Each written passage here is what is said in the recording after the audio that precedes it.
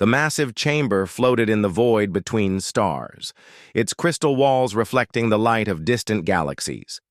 Inside, 12 beings from different worlds sat around a circular table that glowed with soft blue energy. This was the Galactic Council, and today they would decide the fate of a small planet called Earth. Admiral Zextar stood at the center of the room. His green skin shimmered under the lights as he activated a holographic display.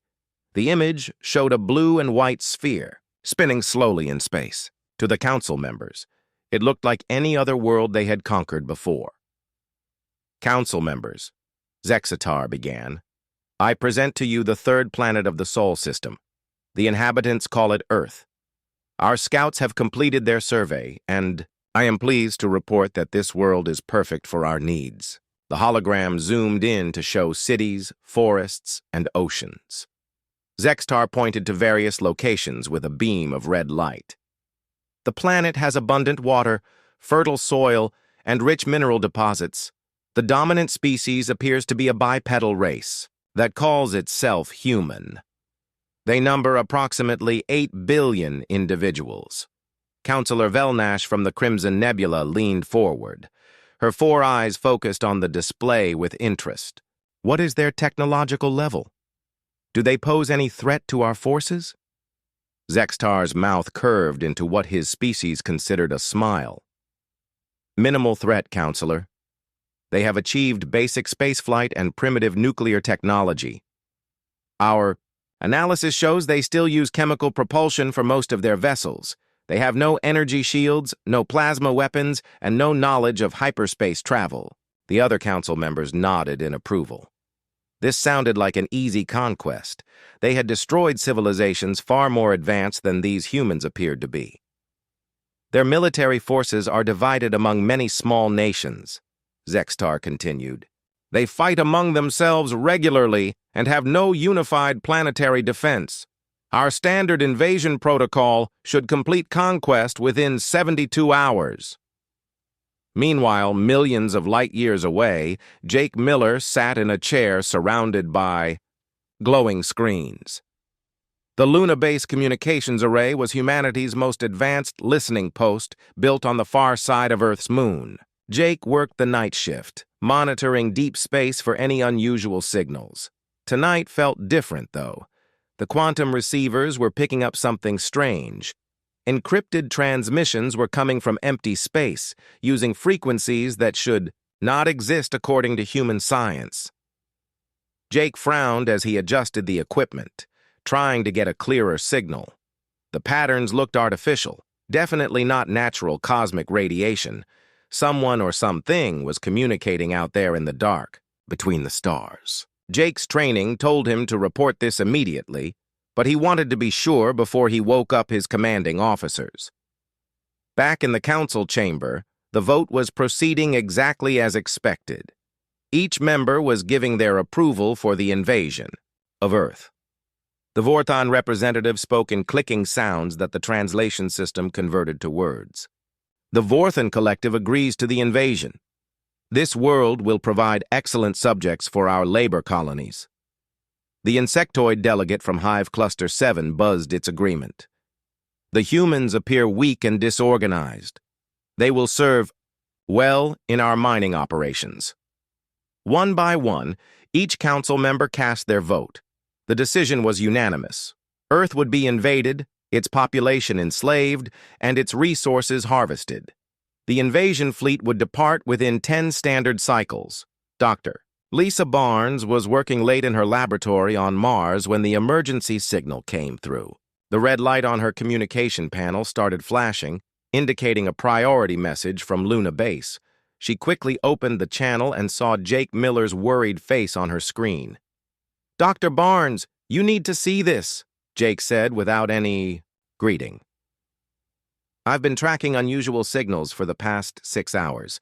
The patterns are definitely artificial, and they're coming from deep space." Lisa felt her heart rate increase. As Earth's leading expert on the possibility of alien contact, she had always known this day might come, but she had hoped humanity would have more time to prepare. "Send me everything you have," she told Jake. "I'm contacting General Stone immediately." The signals Jake had intercepted were fragments of the Council's communications. Without knowing it, he had discovered that Earth was about to face its greatest challenge. The invasion fleet was already being assembled at a staging area just outside the Sol system. General Rick Stone received the call at his home near the Pentagon. He listened carefully as Lisa explained what Jake had found. The general had been preparing for this possibility for years, but hearing that it was actually happening still shocked him. "How long do we have?" he asked. "Based on the signal patterns, I estimate they'll arrive within 2 weeks," Lisa replied. "Maybe less." The general closed his eyes for a moment. 2 weeks to prepare for an invasion by beings with technology far beyond human understanding. It seemed impossible, but Rick Stone had never backed down from a challenge in his life. "Get everyone to the war room," he ordered. "It's time to find out what humanity is really made of." The first alien ship to be destroyed was a scout vessel that had moved too close to Earth's defensive perimeter.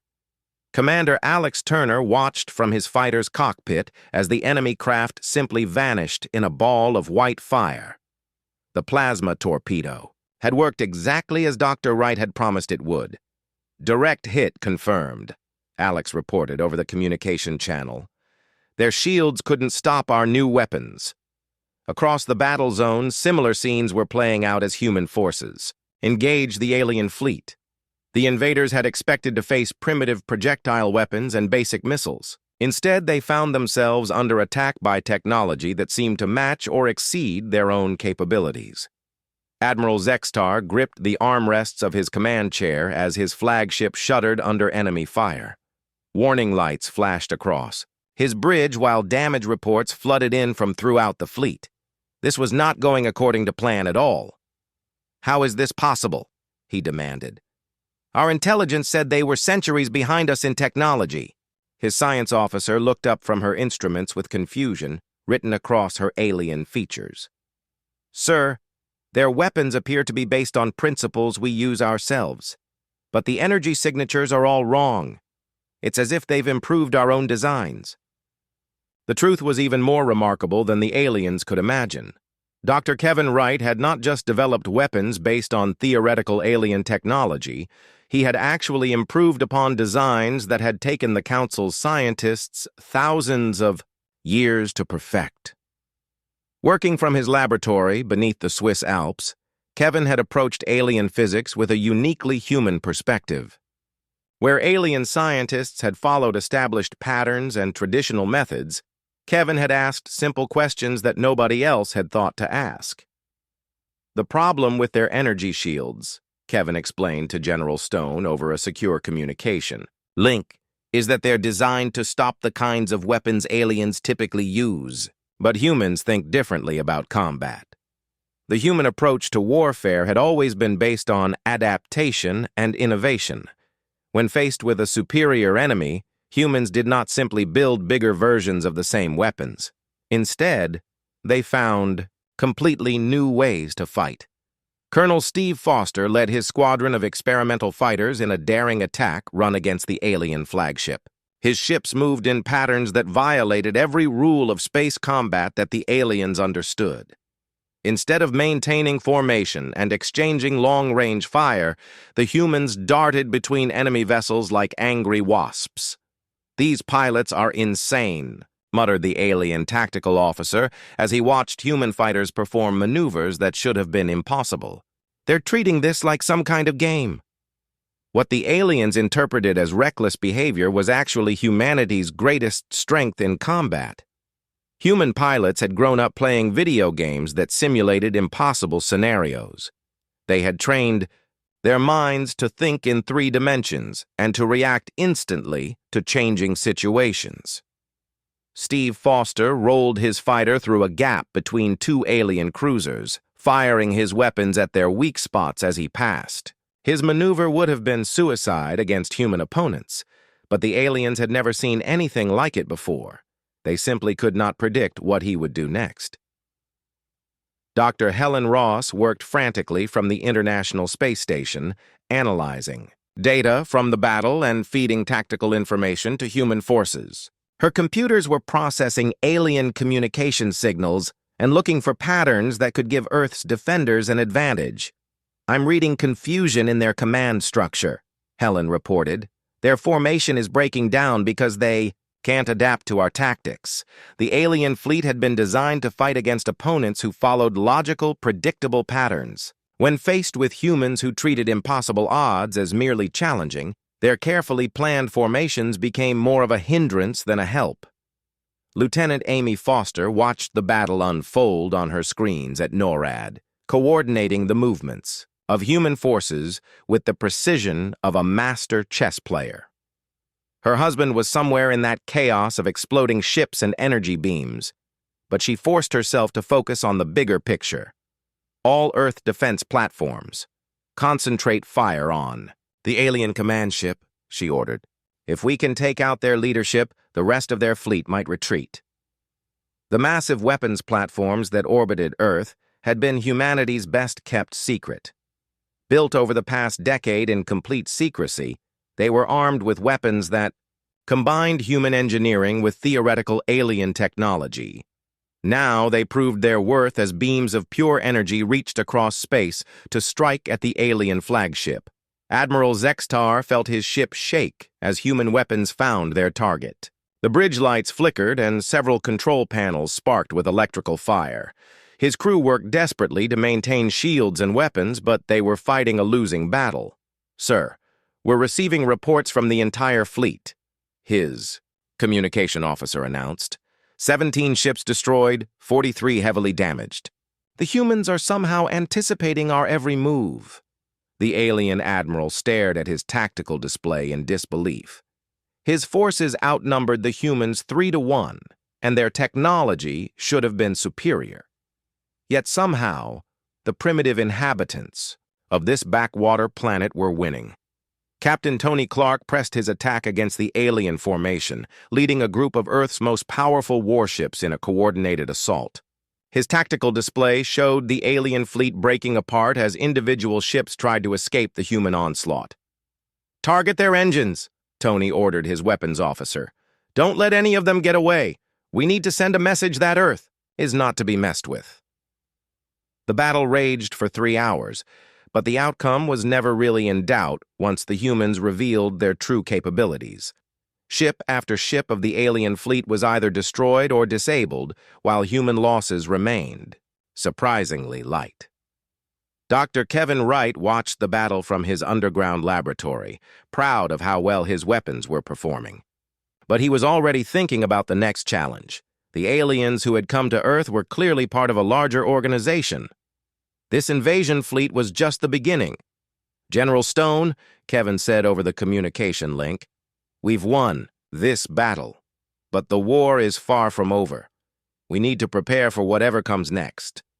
As the alien flagship began to list to one side with smoke pouring from its hull, Admiral Zextar made a decision that would change the course of galactic history. He activated the emergency beacon that would summon the full might of the Galactic Council to Earth. The humans had won their first battle against alien invaders, but they had also just declared war on an empire that controlled half the galaxy. The alien flagship drifted powerless in space, its hull cracked and bleeding atmosphere into the void. Commander Alex Turner led a boarding party of 20 Marines through the damaged sections of the enemy vessel.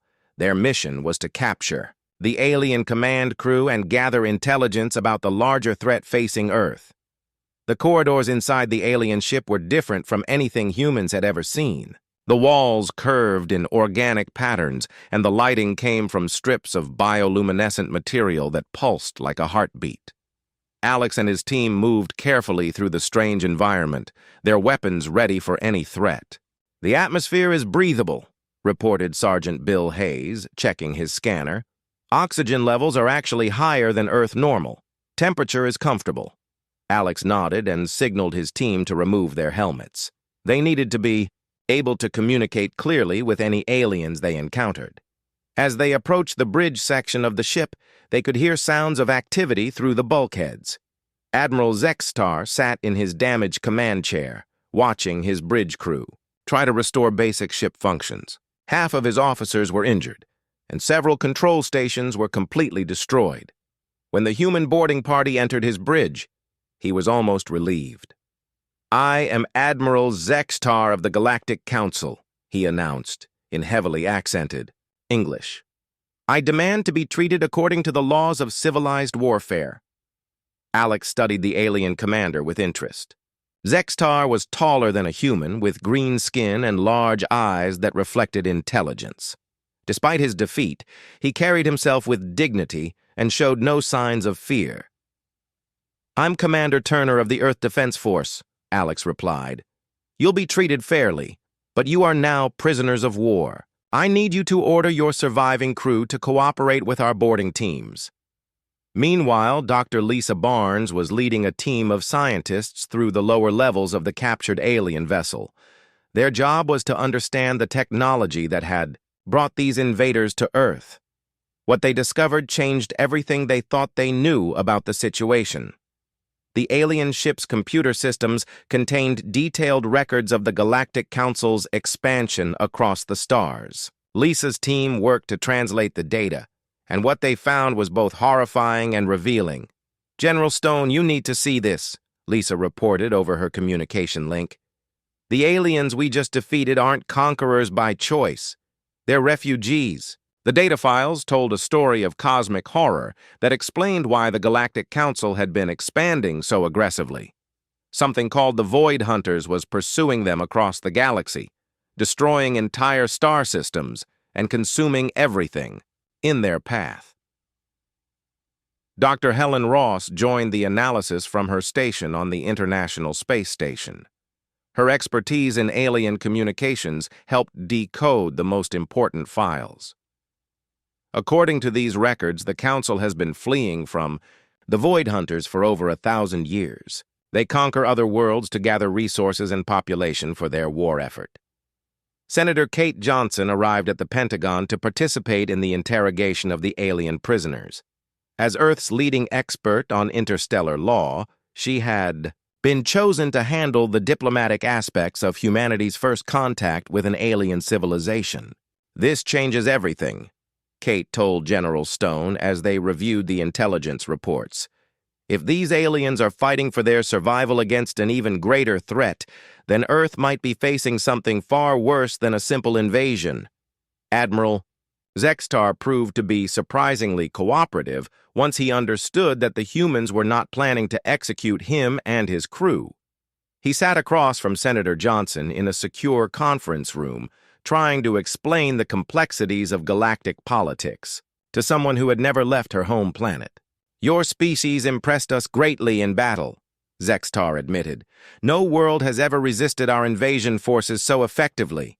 But you must understand that the Council's expansion is not driven by greed or cruelty. We are trying to build the strength necessary to survive what is coming." Senator Johnson leaned forward with interest. "Tell me about these Void Hunters. What exactly are we dealing with?" The alien admiral's expression grew dark with remembered fear. "They are not alive in any sense that your species would understand. They consume entire star systems, turning matter and energy into more of themselves. They have been pursuing the Council for generations, destroying everything in their wake." Captain Tony Clark joined the interrogation session after securing the space around Earth. His tactical mind was focused on the immediate military implications of what they were learning. "How long do we have before these Void Hunters reach this part of the galaxy?" Tony asked. Zextar considered the question carefully. "Based on their current rate of advance, perhaps 50 to 100 of your years. But if they detect the energy signatures from our battle here, they may arrive much sooner." The room fell silent as the humans absorbed this information. Earth had just won its first victory against alien invaders, only to learn that something far worse was heading their way. Dr. Kevin Wright participated in the briefing via video link. From his underground laboratory, his scientific mind was already working on the implications of what they had learned. "Admiral," Kevin said, "your technology is clearly more advanced than ours in many ways. But we just proved that human innovation can improve upon your designs.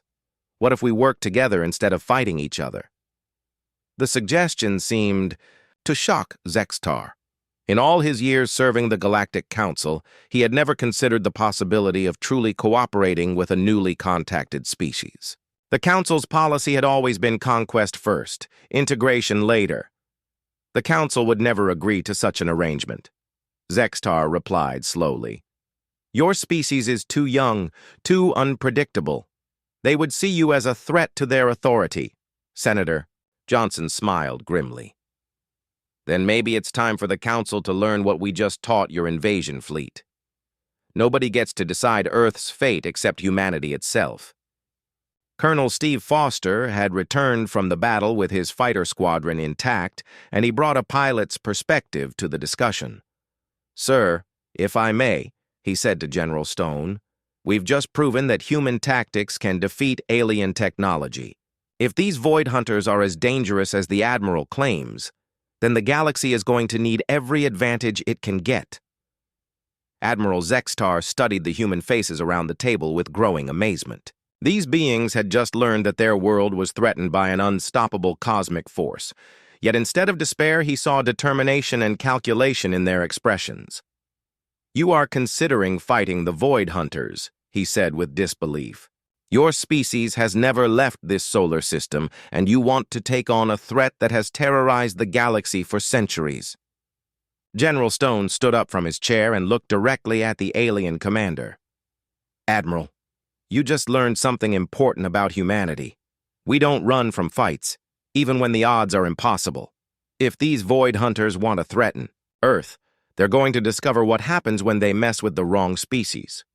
3 weeks after the failed invasion, representatives from 12 alien species sat in an emergency session of the Galactic Council. The chamber that had once hosted their confident vote to conquer Earth now buzzed with fear and uncertainty. The humans had done more than defeat their invasion fleet. They had shattered the Council's belief in their own superiority. Councillor Velnash from the Crimson Nebula stood before the assembly, her 4 eyes reflecting the stress of recent events. Fellow council members, we face a crisis unlike any in our history. The humans of Earth have not only resisted our forces, but have captured our most advanced flagship and taken our fleet admiral prisoner. The insectoid delegate from Hive Cluster, 7 clicked its mandibles nervously. Our invasion force was destroyed by a species that should have been centuries behind us in technology. How is this possible? Meanwhile, on Earth, Dr. Kevin Wright was having the time of his life. The captured alien technology had given him access to scientific principles that human physicists had only dreamed about. Working with a team of volunteers from around the world, he was reverse engineering alien systems and improving upon them in ways that amazed even the prisoners. The fascinating thing about their hyperspace drives, Kevin explained to a group of international scientists, is that they're actually less efficient than they could be. The aliens have been using the same basic design for thousands of years without questioning whether it could be improved. Admiral Zextar watched from his comfortable prison cell as human engineers tore apart his captured ships and rebuilt them with modifications that should have been impossible. The humans approached alien technology like children playing with new toys, unbound by the traditional thinking that limited council innovation. They have no respect for established principles, Zextar reported during one of his regular interviews with Senator Johnson. Where our scientists spend decades testing minor modifications, the humans simply try new ideas and see what happens. Senator Johnson had been working around the clock to establish formal communication with the Galactic Council. Earth needed allies if they were going to face the Void Hunter threat, but it was becoming clear that the Council was too frightened and rigid to be effective partners. We've received another surrender demand from the Council, Senator Johnson told General Stone during their daily briefing. They're offering to negotiate if we release their prisoners and return their technology. General Stone laughed bitterly. Do they really think we're going to give up our only advantages? These aliens still don't understand what they're dealing with. Captain Laura Adams had been chosen to command humanity's first interstellar vessel, a hybrid ship that combined captured alien technology with human innovations. The USS Independence was faster than any Council ship and armed with weapons that Dr. Wright's team had developed specifically for fighting the Void Hunters. "Captain Adams," called out her navigation officer, "we're receiving a transmission from the Council fleet.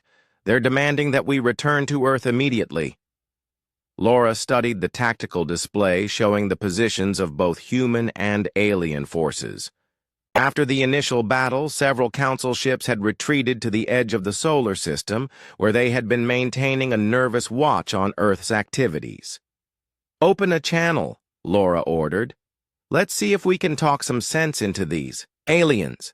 The face that appeared on the main screen belonged to Commander Thexaral, the senior surviving officer from the invasion fleet. His expression showed a mixture of fear and frustration as he looked at the human captain.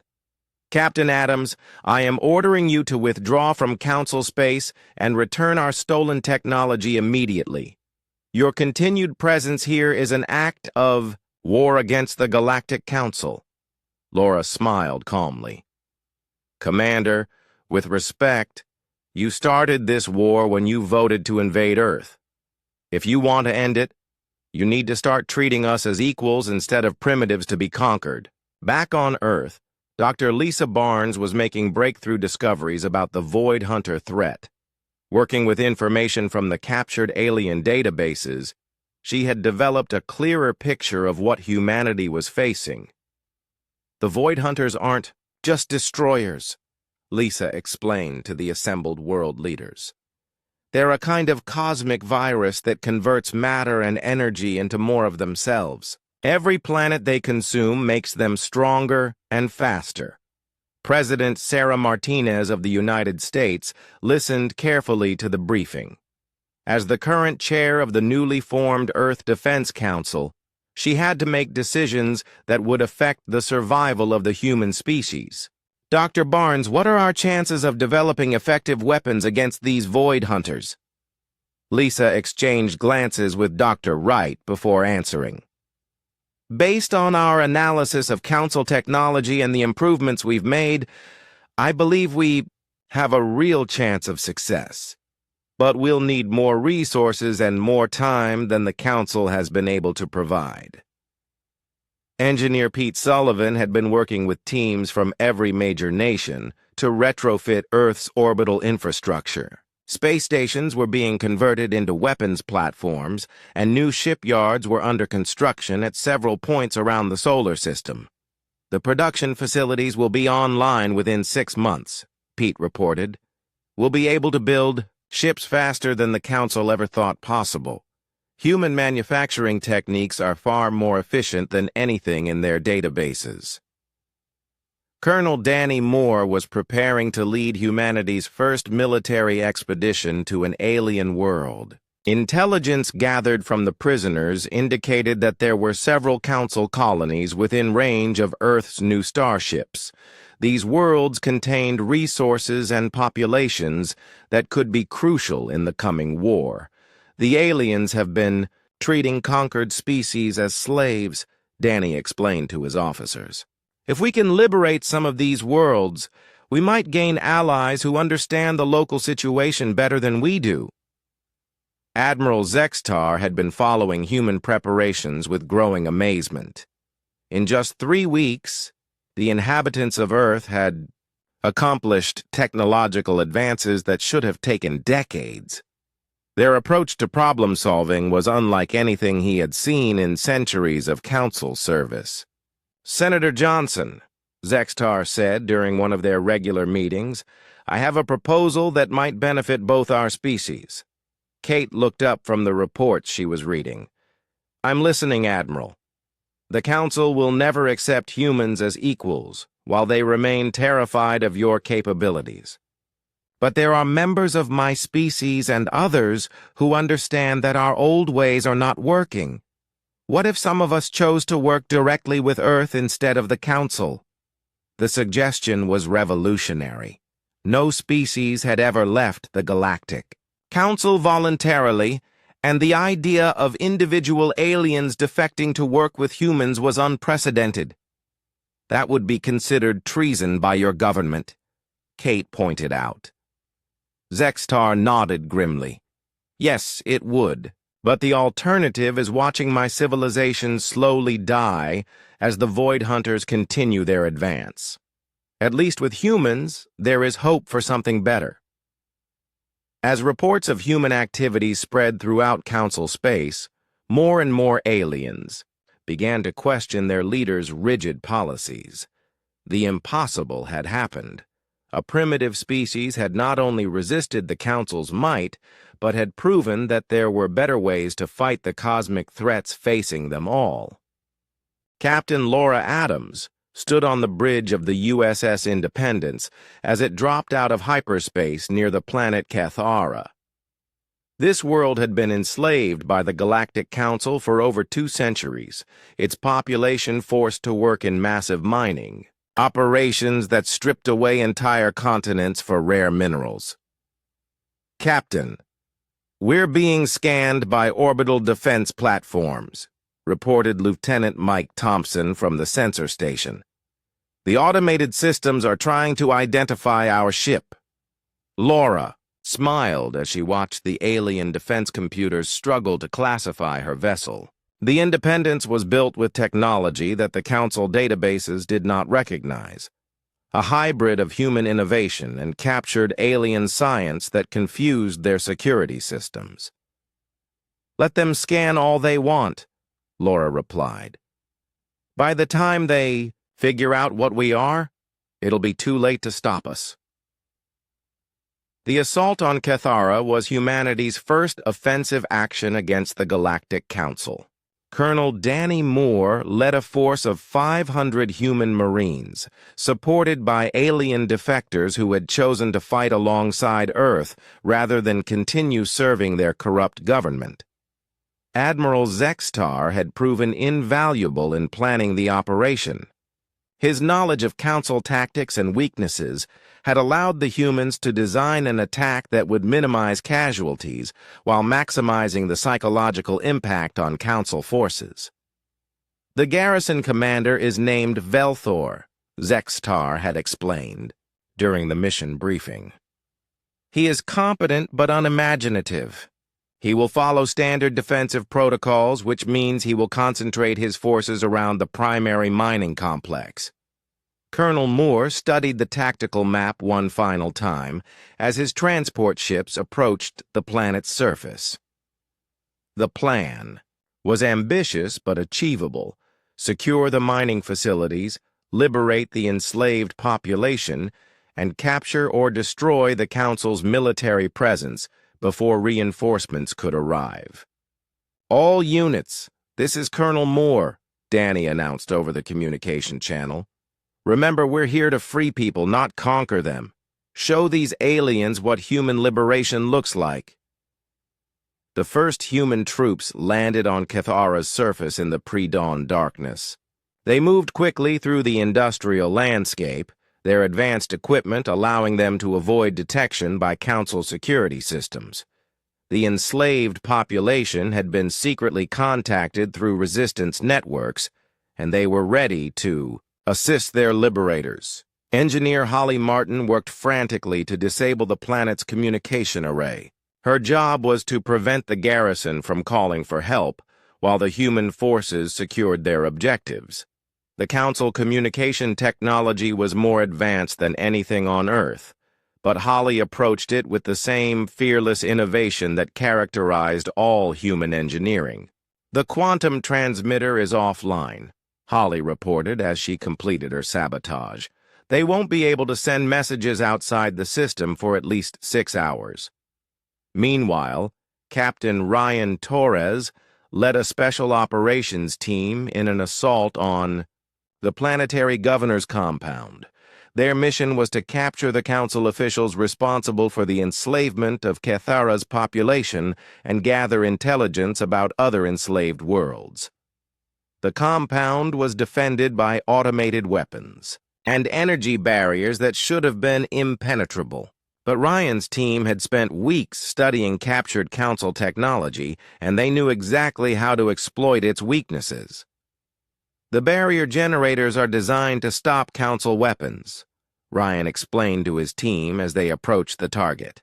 But they've never encountered human explosive devices before.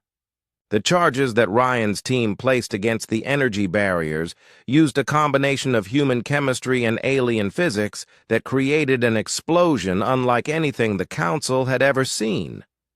The barriers collapsed in a cascade of failing energy fields, leaving the compound defenseless. Governor Kelvash was awakened by the sound of explosions and weapons fire. The elderly council official had ruled Cathara for 30 years, growing wealthy from the profits of slave labor while telling himself that he was bringing civilization to primitive beings. "Guards!"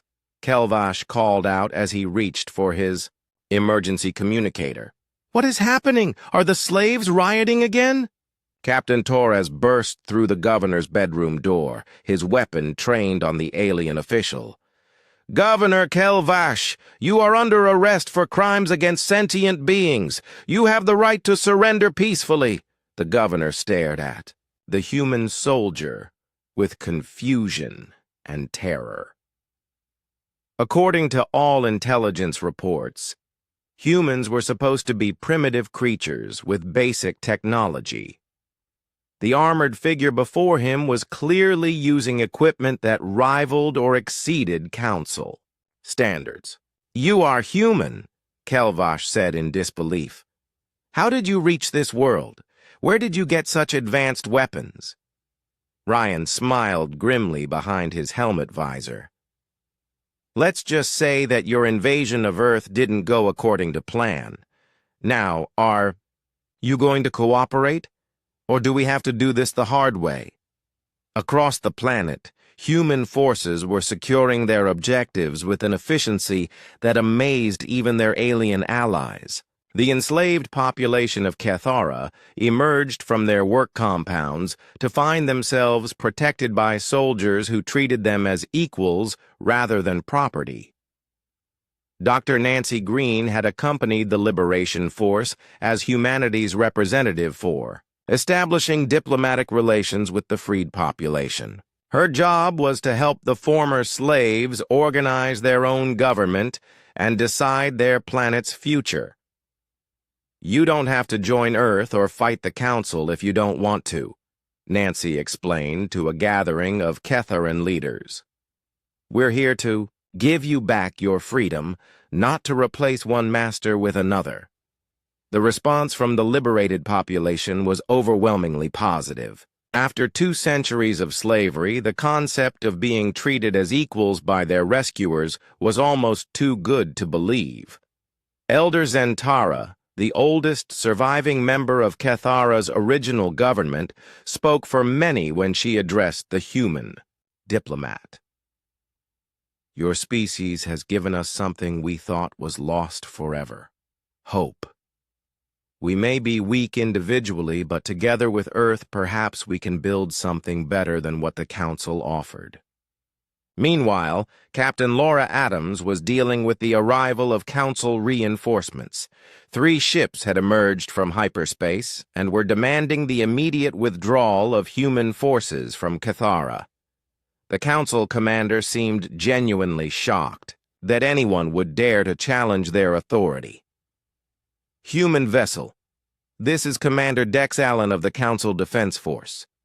You are in violation of galactic law by interfering with Council territory. Withdraw immediately or face the consequences." Laura opened a communication channel with the Council ships, her image appearing on their main screens. The alien commander's expression shifted from confidence to uncertainty as he saw the determination in her eyes. "Commander Dex Allen, this is Captain Adams of the Earth Defense Force. Cathara is no longer Council territory. It's been liberated. If you want to discuss the new situation, you're welcome to land and participate in diplomatic negotiations." If you want to fight, well, Laura paused meaningfully. You've seen how that worked out for the last Council fleet. The 3 Council ships hesitated at the edge of the system, their commanders uncertain about how to proceed. Their orders were to maintain Council authority, but the reports from Earth had made it clear that human forces were far more dangerous than anyone had expected. Colonel Moore's voice came over the communication channel from the planet's surface. Captain Adams, the liberation is complete. All objectives secured, minimal casualties on our side. The local population is celebrating in the streets. Laura felt a surge of pride as she looked at the tactical display. Humanity had just freed an entire world from slavery and proven that the Galactic Council's empire was not as invincible as everyone believed. More importantly, they had gained their first alien allies in the coming war against the Void Hunters. Well done, Colonel, Laura replied. Let's see if those Council ships want to learn about the new rules of galactic politics. News of the liberation of Kethara spread through the galaxy like wildfire. For the first time in centuries, enslaved populations across Council space learned that resistance was possible. The humans had proven that the mighty Galactic Council could be defeated, and their example inspired uprisings on dozens of worlds. Captain Ryan Torres found himself coordinating liberation efforts across 3-star systems. The success at Kethara had been just the beginning. Now human forces were supporting rebellion movements that had been waiting for exactly this kind of opportunity. Sir, we're receiving coded transmissions from 17 different resistance groups, reported Communications Officer Beth Walker from her station aboard the USS Independence. They're all requesting immediate assistance with their liberation movements. Captain Laura Adams studied the galactic map on her main screen. Each red dot representing a world where enslaved populations were rising against their council masters. The scope of the response had exceeded even the most optimistic human projections. We can't be everywhere at once, Laura told her senior officers. We need to prioritize targets that will have the greatest strategic impact while providing the most benefit to the largest number of people. Dr. Nancy Green had established a diplomatic corps that was working to coordinate the growing rebellion. Former council worlds were declaring independence and forming new alliances based on cooperation rather than conquest. The political landscape of the galaxy was changing faster than anyone had thought possible. The key is showing these species that they don't need the Council's protection, Nancy explained during a briefing with Earth's leadership. Once they realize they can defend themselves and work together, the Council's authority will collapse completely. Meanwhile, the Galactic Council was facing the greatest crisis in its history. Emergency sessions were being held around the clock, as reports of rebellions and defeats poured in from across their territory. The confident empire that had voted to invade Earth just months before was now struggling to maintain control of its own worlds. Councillor Velnash stood before her fellow representatives, her 4 eyes reflecting the strain of recent events.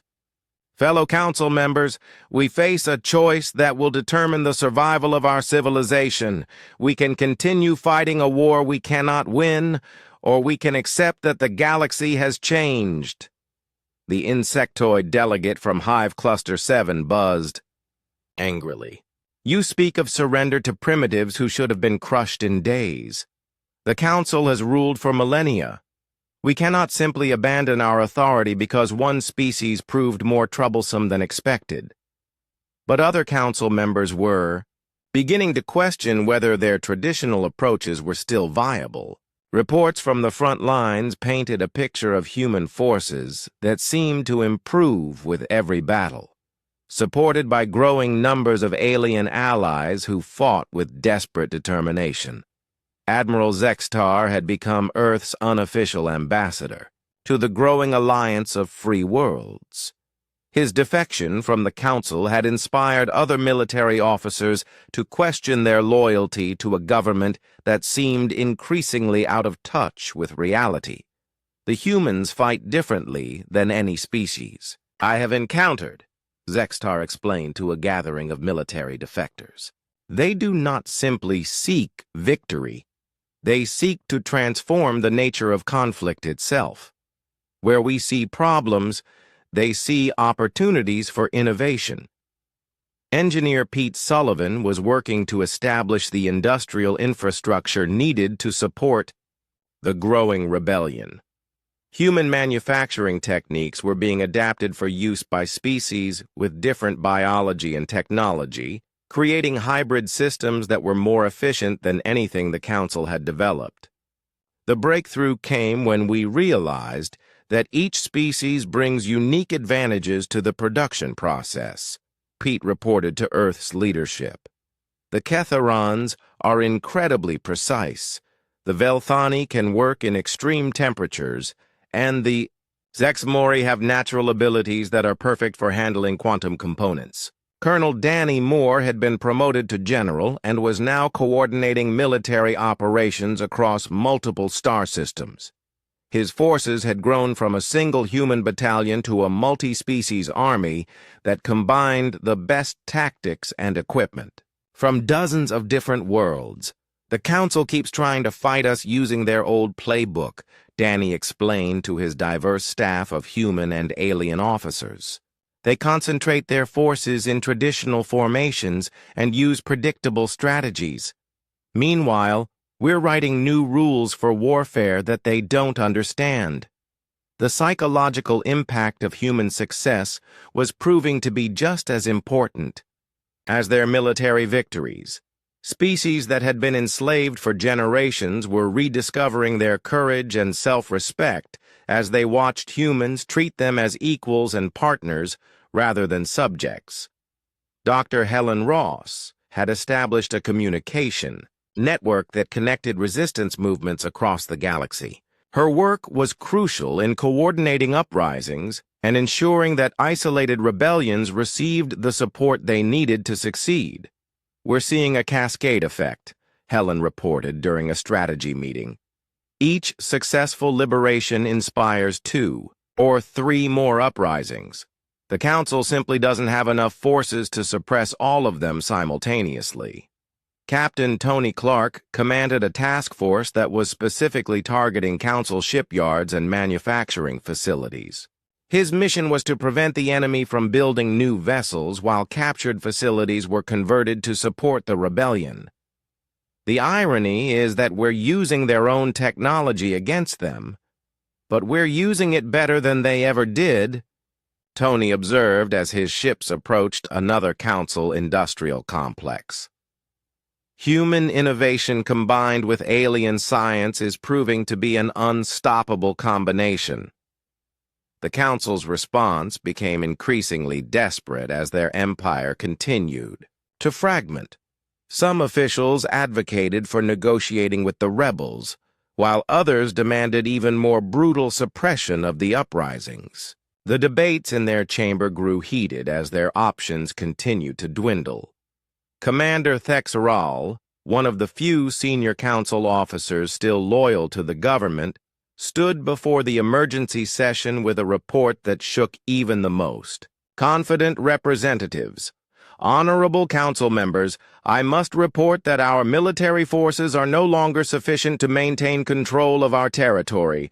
We have lost 43 worlds to rebellion in the past month alone, and our remaining forces are stretched beyond their breaking point. The chamber fell silent as the implications of the report sank in. The Galactic Council, which had ruled a significant portion of the galaxy for over 1,000 years, was losing a war against rebels led by a species that had never left their home solar system until recently. Senator Kate Johnson had arrived at the Council's capital world aboard a diplomatic vessel, accompanied by representatives from the newly liberated worlds. Her mission was to offer the Council leadership a choice: negotiate a peaceful transition to a new galactic order, or face the complete destruction of their remaining military forces. Honorable Council members, Kate addressed the assembly, Earth extends an offer of peace and cooperation. But this offer comes with conditions. The age of conquest and slavery must end.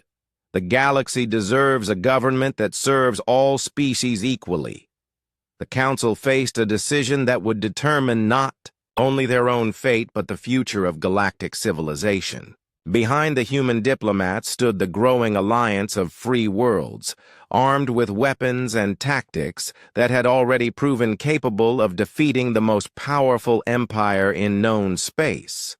The vote that had started this crisis by authorizing the invasion of Earth was about to be answered by another vote that would either begin a new age of cooperation or trigger the final collapse of the old galactic order.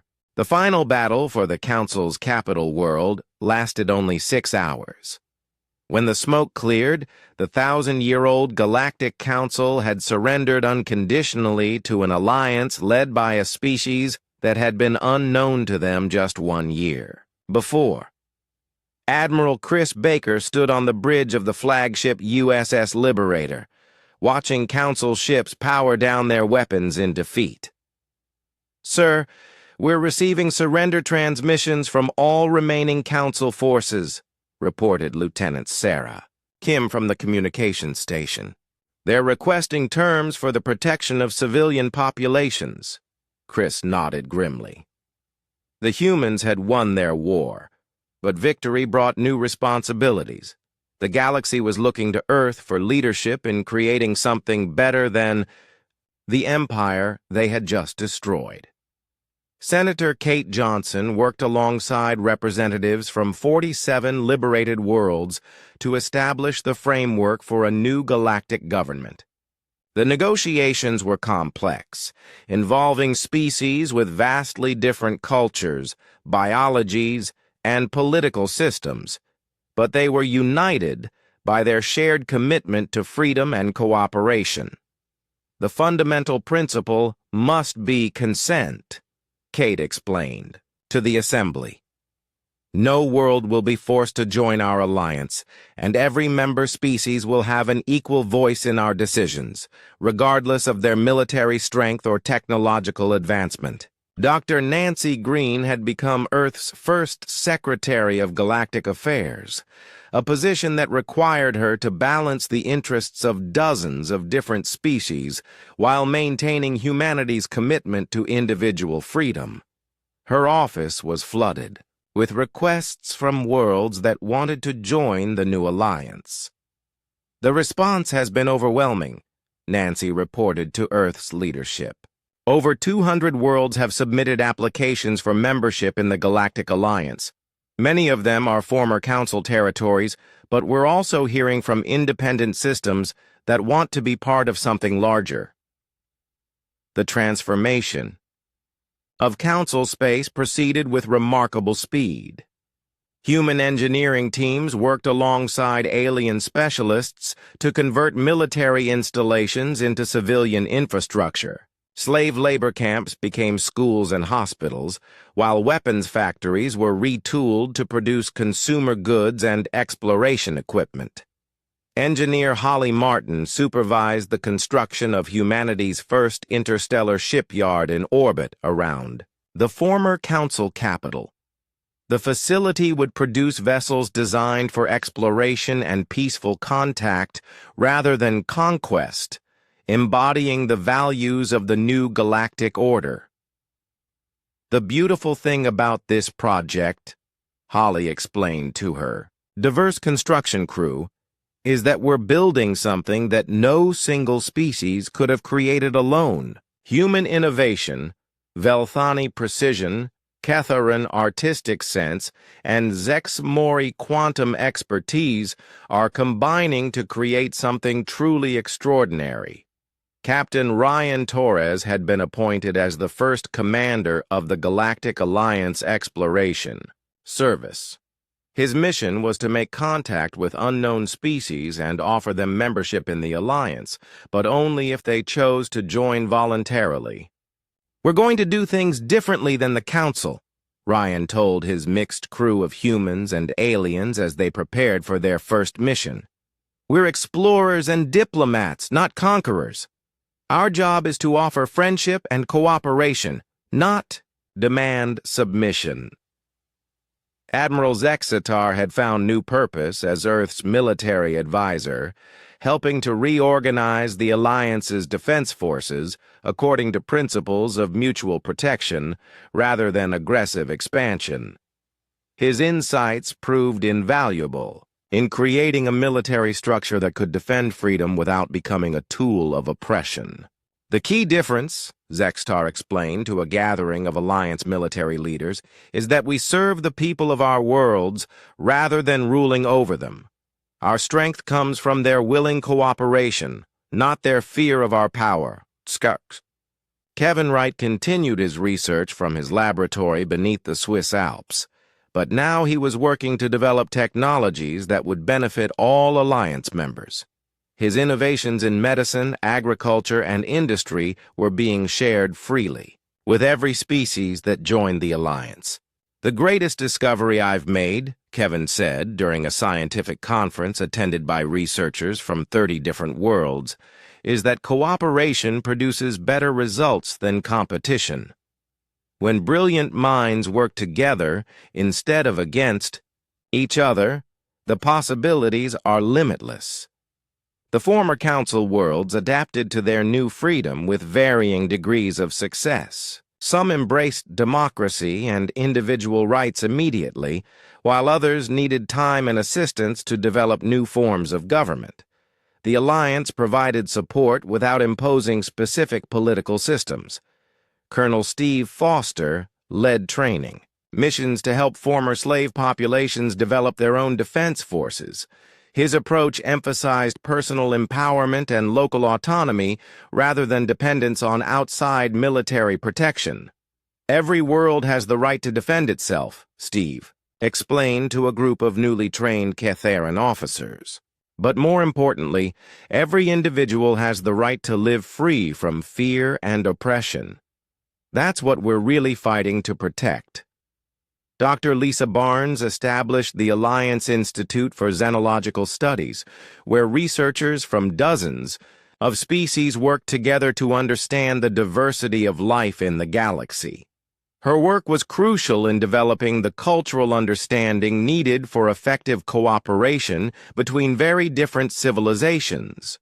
"We're learning that diversity is our greatest strength," Lisa reported to the Alliance leadership.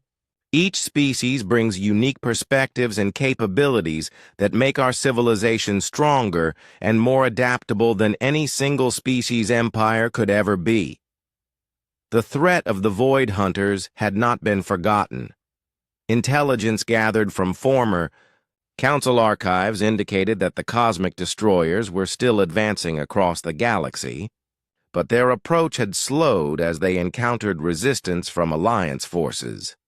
General Danny Moore coordinated the Alliance's preparation for the eventual confrontation with the Void Hunters.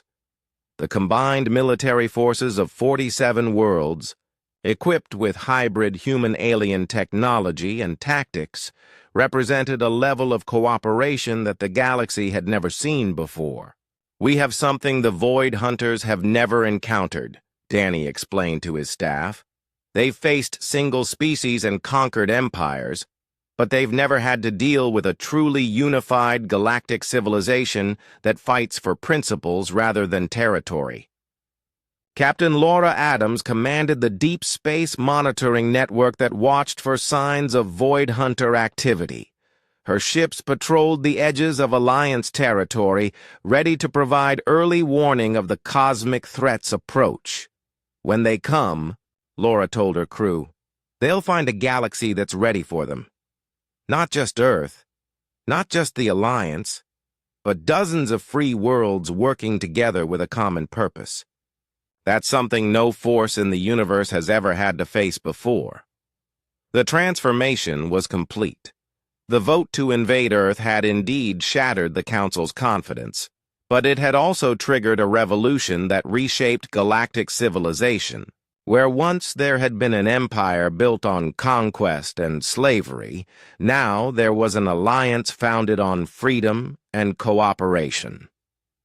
As Senator Kate Johnson stood before the first session of the Galactic Alliance Assembly, she reflected on how far humanity had come in just 1 year, from a single world threatened with invasion to the founding members of a galactic civilization.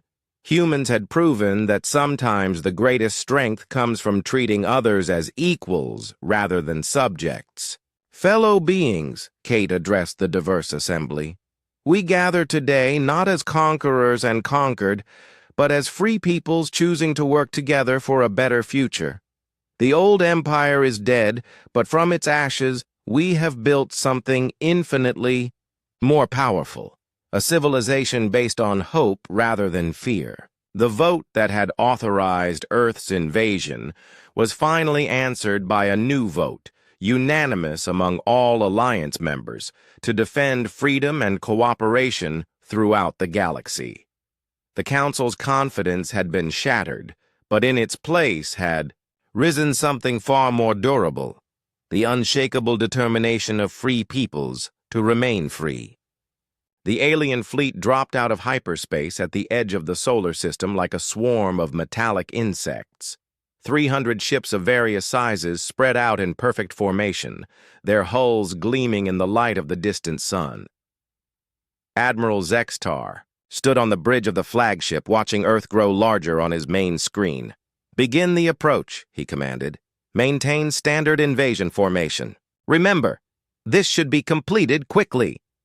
The alien ships moved forward with confidence. Their sensors showed exactly what the scouts had reported. Primitive satellites orbited the blue planet, and small space stations dotted the area around it. The humans had even built a small base on their moon, but nothing that could threaten a proper invasion force. Captain Tony Clark sat in the command chair of the USS Defender, humanity's most advanced warship. The vessel hung in space near Earth's moon, its crew watching the approaching alien fleet with grim determination. Tony had been chosen to lead humanity's first response because he was known for staying calm under pressure. "Sir, the alien fleet is 2 hours out," reported his tactical officer. "Sensors show approximately 300 vessels of unknown design." Tony nodded slowly. The odds were terrible, but he had his orders. "Signal all Earth Defense Forces. Tell them it's time to show these visitors what humans can do when they're fighting for their home." The past 2 weeks had been the busiest in human history. Every military force on Earth had worked together for the first time ever. Ancient enemies had shared their most secret weapons. Scientists had worked around the clock to upgrade every ship and weapon they could find. Dr. Kevin Wright had been the key to their preparations. His secret research into theoretical alien technology had suddenly become very practical. Working from a hidden laboratory beneath the Swiss Alps, he had spent decades developing weapons based on physics that most humans thought was impossible. "The plasma torpedoes are ready," Kevin reported over the communication link. "Each one carries the explosive power of a small nuclear weapon, but they'll punch through any energy shield we can imagine." General Stone stood in the war room deep beneath the Pentagon, surrounded by screens showing the positions of every human ship and weapon platform. The room buzzed with activity as officers coordinated the defense of their world. "Remember," the general announced to everyone present, "these aliens think we're primitive and disorganized. Let's keep it that way until the last possible moment." Lieutenant Amy Foster coordinated the Global Defense Network from her station at NORAD. Her husband, Steve, was already in space, leading a squadron of experimental fighters that had been rushed into production. Every screen around her showed red dots representing alien ships getting closer to Earth. "All defense platforms report ready," Amy called out. "The aliens are maintaining their formation. They don't seem to suspect anything unusual." The alien fleet continued its approach, following the same pattern they had used to conquer dozens of other worlds. Their shields were active, but not at full power. Their weapons were charged, but not yet targeted. This was routine for them. Admiral Zextar felt completely confident as his ships entered the outer solar system. The human satellites had detected them, but there was no sign of panic or organized resistance. A few small ships had moved away from the planet, but they appeared to be fleeing rather than preparing to fight. "Begin the surrender demand transmission," Zextar ordered. "Standard terms. Complete submission within 1 hour, or we begin bombardment of population centers." The message was broadcast on all frequencies that humans used for communication. It appeared on every television screen, radio, and computer on Earth. The aliens expected the humans to panic and surrender immediately. Instead, something completely unexpected happened. Captain Tony Clark received the surrender demand while his ship was still hiding behind Earth's moon. He read it once, then looked up at his crew with a smile that would have terrified the aliens if they could have seen it. "Well, team," Tony said calmly, "it looks like they want us to give up. Anyone here interested in surrendering?" The bridge crew responded with laughter and determined expressions. These were humans who had grown up hearing stories about their ancestors fighting impossible odds and winning through courage and cleverness. "I don't think so, sir," replied his weapons officer. "These aliens picked the wrong planet to mess with." The surrender deadline passed with no response from Earth. Admiral Zextar was puzzled but not worried. Sometimes primitive species needed additional encouragement to understand their situation. "Begin bombardment of the largest population centers," he commanded. "Use minimum power. We want to demonstrate our strength, not destroy valuable resources." The alien fleet moved into attack, formation, and prepared to fire on Earth's cities. This was the moment they had been waiting for. Once the humans saw the power of their weapons, surrender would follow quickly. But as the alien ships prepared to attack, something impossible happened. The space around Earth suddenly filled with human vessels that had not been there moments before. Hundreds of ships appeared as if from nowhere, their weapons already charged and ready to fire. "Sir," called out the alien tactical officer, "we're detecting massive energy signatures. The humans have ships we didn't know about." "Admiral," Zextar stared at his screen in confusion.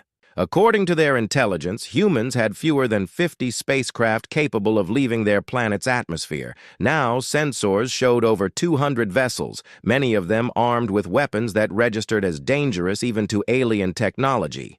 "Impossible," Zextar muttered. "Our scouts were thorough. Where did these ships come from?" Captain Tony Clark smiled as he gave the order that would change the course of galactic history. "All ships, fire at will. Let's teach these aliens why nobody messes with Earth." The first salvo of human weapons lit up space like a new star being born. Plasma torpedoes and nuclear missiles streaked toward the alien fleet, while energy weapons, that should not have existed, began cutting through alien shields as if they were made of paper.